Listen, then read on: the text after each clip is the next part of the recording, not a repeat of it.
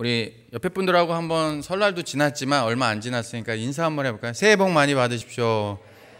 네, 새해 복 많이 받으십시오. 새해가 밝았습니다. 엊그저께가 1월 같은데 음력으로는 이제 시작인 것입니다. 그죠?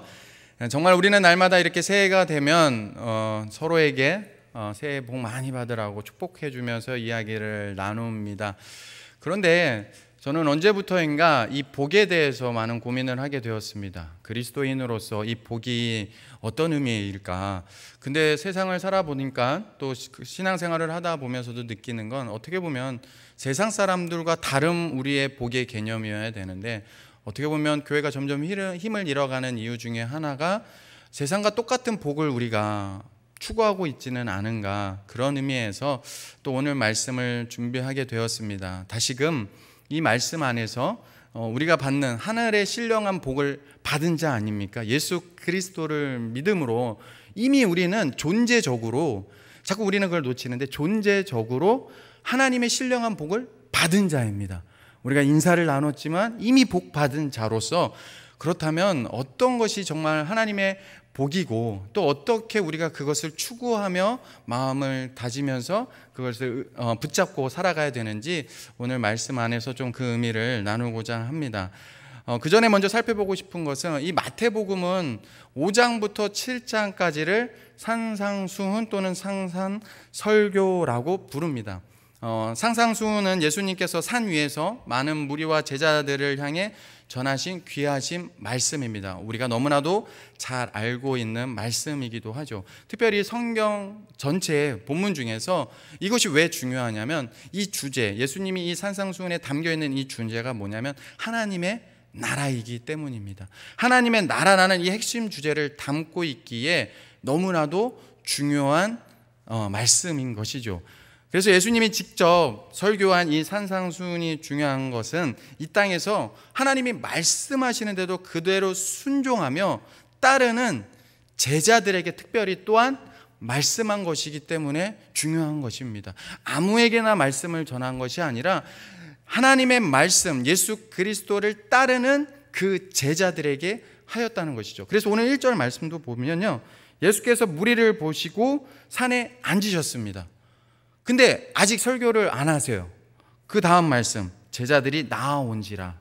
제자들이 나아오고 나서야 산상수훈을 시작하십니다.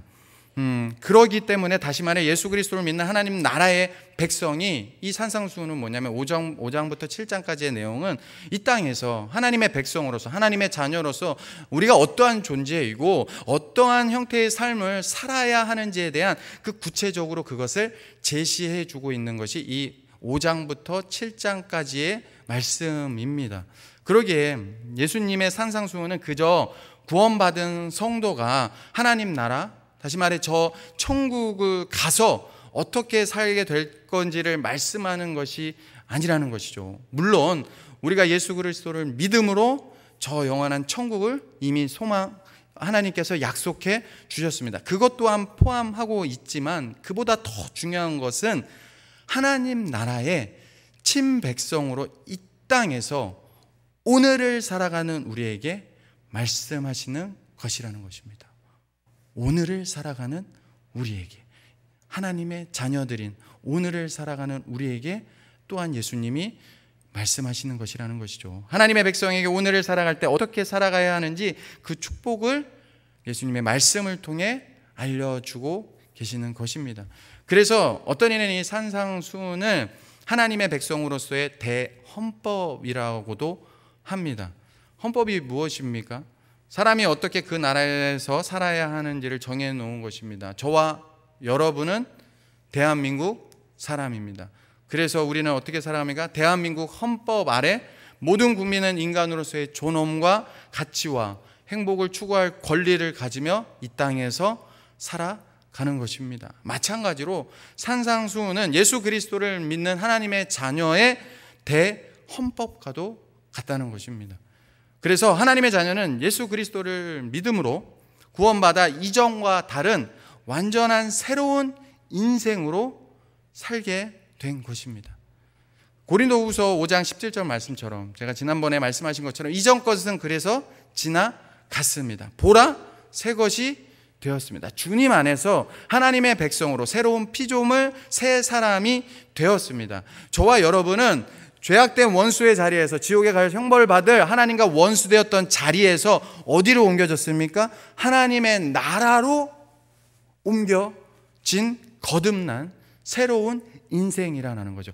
그래서 하나님의 나라로 옮겨진 자로서 하나님의 법, 하나님의 나라 중심으로 하나님 나라의 그 법을 따라 하나님의 백성답게 이 땅에서 살라고 우리를 구원해 주셨다는 거죠. 그래서 예수님이 이 산상수훈을 통해 우리가 어떤 존재이고 이 땅에서 어떠한 삶을 살아가야 되는지 특별히 5장부터 7장까지 말씀해 주고 있다라는 것입니다. 그런 의미에서 산상수훈이 많은 분들에게 중요한 말씀이고 많은 분들이 다뤘고 저 또한 이 말씀을 나누고자 하는 것입니다. 이러한 예수님의 직접 말씀하신 산상설교의 첫 말씀이 무엇입니까? 바로 오늘 다룰 팔복입니다. 8가지 복이죠. 팔복은 예수 그리스도를 믿음으로 하나님 나라에 속한 모든 진실한 성도를 위한 것입니다. 성도가 어떤 존재인지 그 속성을 말해주고 있습니다. 팔복 중 특별히 첫 번째 복, 오늘 살펴볼 그 첫 번째 복이 무엇입니까? 심령이 가난한 자입니다.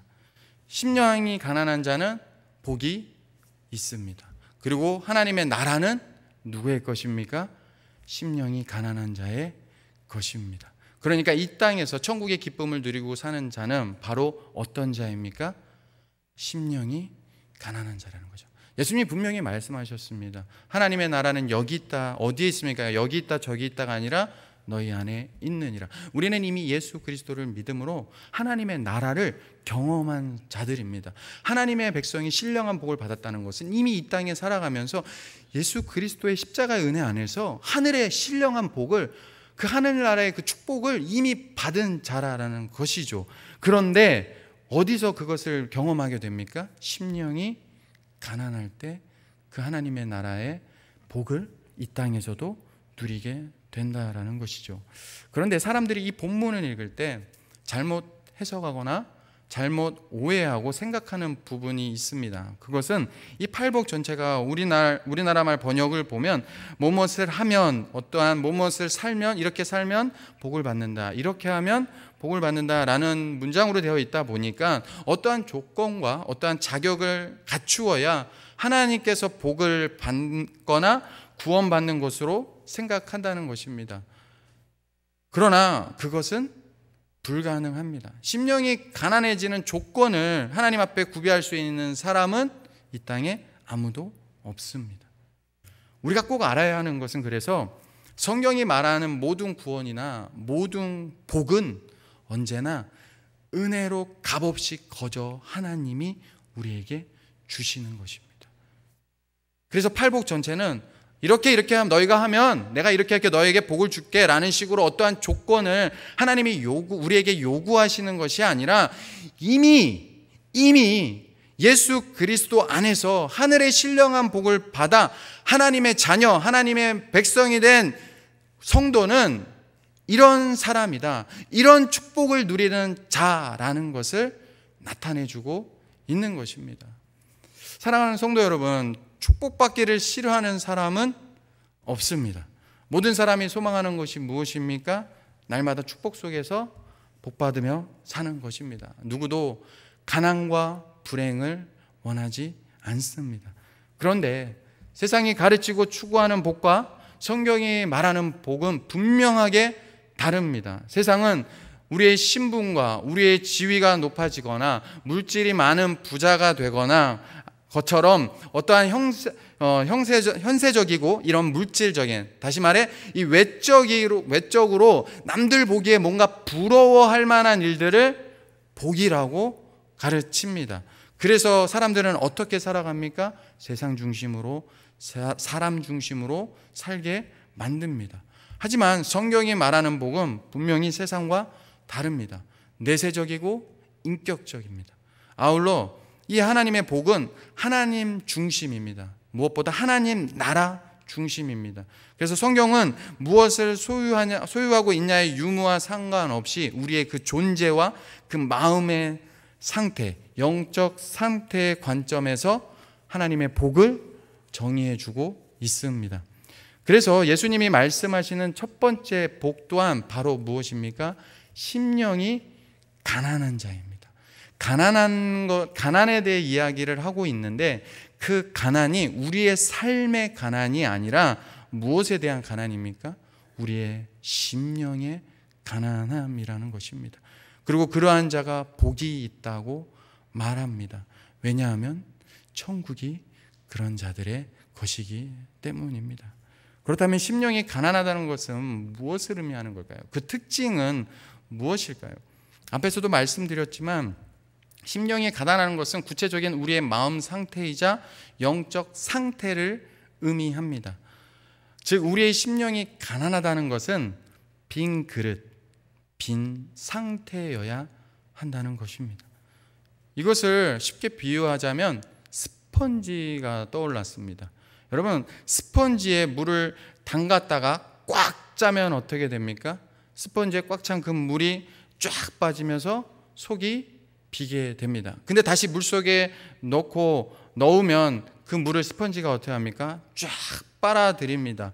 하지만 스펀지 안에 이미 가득 찬 물을 짜지 않고 다시 그 가득 찬 상태로 물에 넣으면 어떻습니까? 더 이상 물을 빨아들이지 않습니다.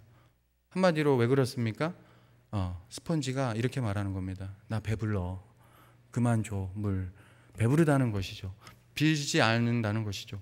그런 의미에서 심령이 가난하다는 것은 스펀지에 꽉 찬 물을 쫙 뺀 상태와 같이 우리가 영적으로 궁핍하고 가난한 상태를 말하는 것입니다. 지금 어디가 비어 있습니까? 우리의 마음입니다. 제가 이 말씀을 하면서 솔직히 쉽지 않은 말씀입니다. 이 팔복 자체가 준비하면서도 몇 번이고 계속해서 이런 이야기 스토리나 그런 것들은 묵상하기도 좋습니다. 그런데 정말 이렇게 말씀하는 거는 관련 자료들을 여기저기 찾아보고 도대체 어떤 의미인지 주석을 보고 해야 되는 부분도 있습니다. 그래서 이 말씀을 어떻게 하는 것이 정말 우리의 마음의 상태가 심령이 가난한 것일까 묵상하다가 우리가 잘 아는 예수님이 말씀하신 바리새인과 세리의 비유, 누가복음 18장에 나오는 바리새인과 세리의 비유가 떠올랐습니다. 우리가 잘 아는 대로 두 사람이 함께 하나님 앞에 기도합니다. 그중 스스로 의롭게 여기는 한 사람, 바로 바리새인은 하나님 앞에 어떻게 기도합니까? 나는 다른 사람들처럼 나쁜 짓을 하지 않았고 남의 것도 빼앗거나 간음하는 자들과도 같지 않습니다. 그러면서 하나 덧붙입니다. 더욱이 당시에 죄인 취급받던 저 세리와도 같지 아니함에 감사드립니다 라고 기도합니다. 한마디로 무엇입니까? 자신은 다른 사람과 다르다는 겁니다. 자신은 신앙생활을 하는 데 있어서 외적으로 남들과 비교해서 아무 문제가 없다라는 것입니다. 그런데 어떻게 보면 이것이 우리의 착각인지 모르겠습니다. 무슨 말이냐면 우리는 늘 절대자이신 하나님 앞에 서서 나 자신을 보는 것이 아니라 상대적으로 다른 사람과 비교하며 내 자신을 하나님 앞에 서려고 합니다. 그러다 보니 정작 모든 일에 절대자이신 하나님 앞에 서서 자신의 마음을 살피지 못합니다. 정작 우리가 살펴야 하는 것은 내 마음 상태, 정직하게 절대자이신 하나님 앞에 서서 내 마음의 상태가 어떠한지. 왜냐하면 하나님은 언제나 우리의 마음을 보시기 때문에 우리의 마음의 상태가 어떠한지 늘 하나님 앞에 정직하게 내 마음의 상태를 볼 수 있어야 함에도 불구하고 자꾸 하나님 앞에 선다 하면서도 하나님 앞에, 절대자이신 하나님 앞에 서기보다 상대적으로 남과 비교하고 다른 사람과 비교하며 상대적으로 내 자신이 더 낫고 더 어떻고 아니고를 생각한다는 거죠. 이에 반해 또 다른 한 사람, 당시 모든 사람이 죄인 취급하는 세리가 등장합니다. 그 또한 하나님 앞에 기도하는데 바리새인과 다르게 하나님 앞에 고개를 들지 못합니다. 그리고 가슴만 치며 우리가 잘 아는 대로 이렇게 기도합니다. 하나님이여 불쌍히 여기소서. 나는 죄인이로소이다. 예수님은 이 비유를 말씀하시면서 어느 사람이 의롭다 말씀하셨습니까? 누가 하나님께 복을 받으며 천국의 기쁨을 누리는 신앙생활을 하고 있는 것일까요? 형식적으로 또 남들이 보기에 외적으로 볼 땐 모든 것을 다 갖췄고 신앙생활에 문제도 없어 보이고 다른 사람들한테 존경도 받는 바리새인이었을까요? 아니면 반대로 자신의 마음, 자신의 상태, 영적 상태를 정확히 알고 자신이 어떤 존재인지를 분명히 알고 하나님께 자신이 죄인임을 먼저 진실되게 고백하며 기도하는 세리일까요? 예수님께서는 이 두 사람 중 자신의 문제, 영적 상태, 자신의 마음 상태를 정직하게 본 세리를 의롭다고 하셨습니다.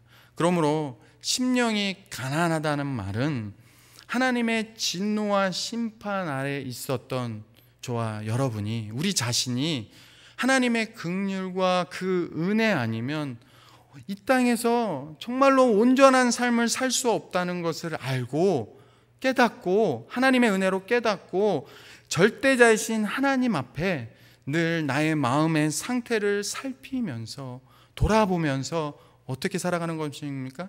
주님을 절대적으로 의지하는 사람, 이 사람이 바로 심령이 가난한 자인 것입니다. 이런 자가 복이 있습니다. 천국은 이런 자의 것입니다.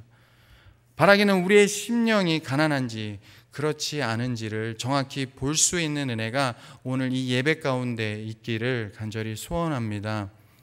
왜냐하면 우리의 마음 상태가 어떠한지를 정확히 모른다면 그것은 마치 의사가 필요 없다고 생각하는 환자와 같기 때문입니다. 만약에 어떤 사람이 말기암에 걸렸습니다. 근데 자신이 아프다고 생각하지 않는다면 아무리 뛰어난 의사가 준비되어 있다 하더라도 그를 도울 수 없습니다. 왜 그렇습니까? 자신은 괜찮다고, 건강하다고, 아무 문제 없다고, 의사가 필요 없다고 생각하고 있기 때문입니다. 그러나 여기서 우리가 오해하지 말아야 할 것은 심령이 가난하다는 것이 우리가 모든 일에 대해 자신은 아무것도 할 수 없다, 연약하다, 자격이 없는 자라고 스스로 수줍게 여기거나 소극적이어야 한다는 말이 아닙니다. 우리 대부분이 그렇게 하지 않습니까? 겸손해야 됩니다. 하나님 앞에 겸손해야 되면 어떤 교회에서 일을 하거나 뭐 할 때도 그것이 겸손인 줄 알고 아유 저는 자격 없어요. 우리는 그 자격을 자꾸 먼저 얘기하지 않습니까? 그런데 심령이 가난하는 것은 그 자격은, 왜냐하면 이미 자격 없는 자를 하나님이 아시고 은혜로, 십자가의 은혜로 구원해 주셨습니다. 그로보다 심령이 가난하다는 것은 무엇입니까? 하나님의 도움 없이는 어쩔 수 없이 이 땅에서 죄를 짓는 영적인 존재임을 인정하는 것입니다.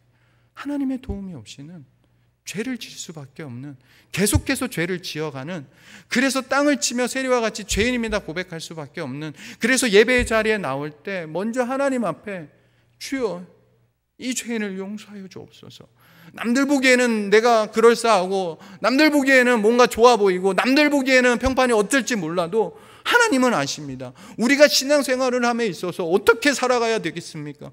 정직하게 절대자이신 하나님 앞에서 내 스스로를 점검하며 하나님 앞에 겸손하여 전함에도 불구하고 우리는 착각하고 있는 것이 사람들의 평판에 따라 내가 뭔가 된 것처럼 그렇게 살아가고 있지는 않습니까? 목사인 저부터가 그럴 때가 정말 많았습니다. 남들이 저를 좀만 띄워주면 제가 뭔가 된 것처럼 어깨가 으쓱해지면서 얼마나 교만해지는지 모릅니다. 그런데 하나님만 아는 우리 집안의 가정에서 저의 모습을 얼마나 비참하겠습니까? 정말로 아이들한테 본을 보이는 아빠의 모습일까요? 아내에게는 칭찬받는 아빠, 남편으로서의 모습일까요? 그런 부분도 있을 수 있고 아닌 부분도 있을 수 있죠. 말씀드리고 싶은 것은 우리는 하나님의 도움 없이는 잘할 때도 있고 못할 때도 있습니다. 그러나 어쩔 수 없이 죄를 자꾸만 짓고 또 짓는 그런 존재라는 것이죠. 이제는 그래서 주 안에서 담대함과, 그럼에도 불구하고 이제는 나를 구원하신 십자가의 그 사랑과 은혜 안에서 어떻게 살아가는 것입니까?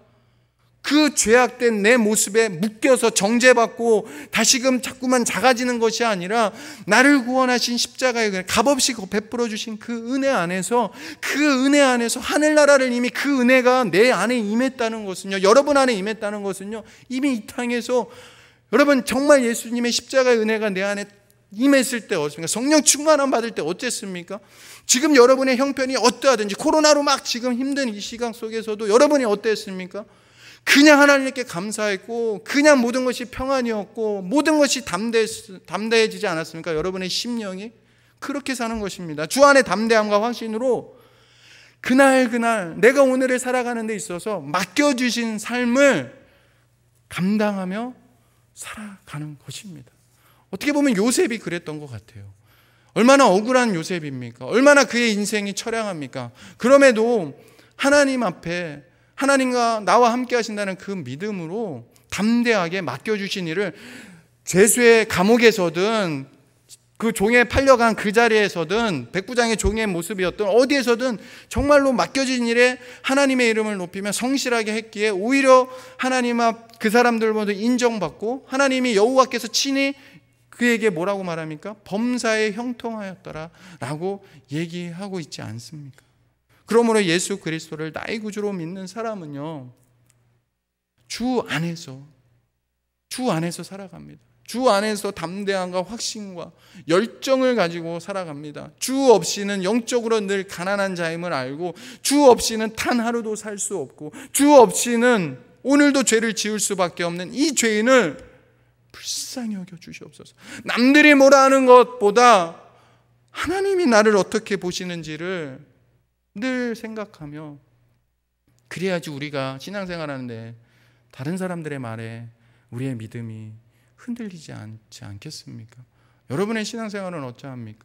남들의 평판에 남들의 말 한마디에 믿음이 오르락내리락 하고 있지는 않습니까? 그러기에 우리는 십자가의 은혜를 믿음으로 바라보며 살아야 합니다. 우리는 비워질 때 채워지지 않고 우리의 무가치를 인정할 때까지 가치 있는 존재로 만들어질 수 없습니다. 우리가 죽은 존재들임을 인정할 때까지 산 존재들이 될 수 없습니다. 겸손 없이 다른 미덕의 열매들이 맺히기를 기대하는 것은 나무 없이 열매 맺겠다는 것과 같습니다.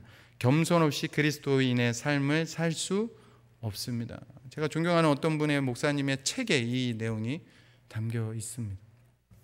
그렇다면 어떻게 하면 심령이 가난한 자로 겸손해질 수 있을까요? 우리 스스로는요, 절대로 겸손해질 수 없습니다. 절대로 심령이 가난해질 수 없습니다.